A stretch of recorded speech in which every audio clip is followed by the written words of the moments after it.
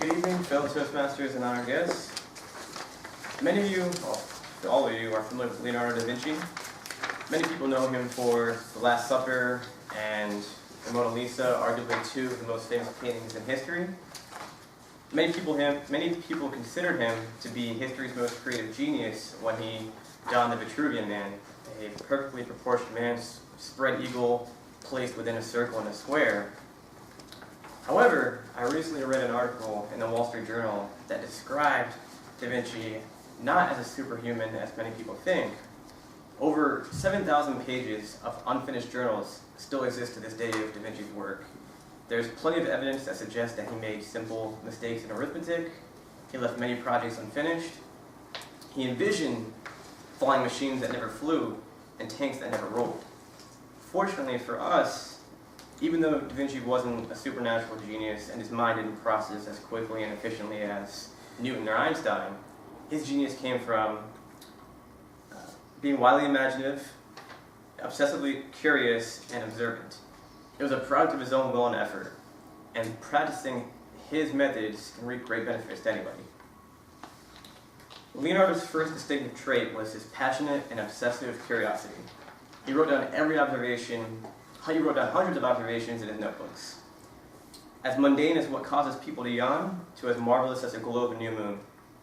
He would often question phenomena that was so commonplace that many of us would never stop to think about, such as why does a fish move more swiftly in the water than the bird does in the air, when you would think the opposite, seeing how water is heavier and thicker than air is. Da Vinci never outgrew a child's need not to just admire the beauty of the sky, but to question why is it actually blue. The second trait Da Vinci displayed was his attentive observations. One night he looked out a window and saw lightning flash behind buildings. This led to him to conduct a series of experiments to conclude that objects look smaller when surrounded by light. Leonardo knew that true observation required the patience to process patterns. While he was painting The Last Supper, he would sometimes stare at the canvas for hours, only make one stroke with his brush, and then walk away. Most of us don't need to be encouraged to procrastinate. For many of us, it comes naturally. But procrastinating like Leonardo did required work. It involved gathering all the possible. It required gathering all the possible facts and ideas, and only after that allowing the different ingredients to simmer. Finally, Leonardo's last defining quality was to indulge in fantasy. His primary activity for most of his career was to create performances and plays for his aristocratic patrons. Just as he blurred the lines between art and science, he would blur the lines between fiction and reality.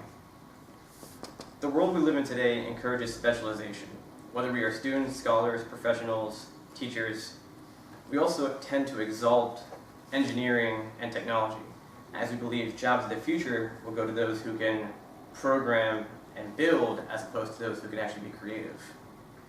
The best reason to learn from Leonardo, however, is to simply live a better life.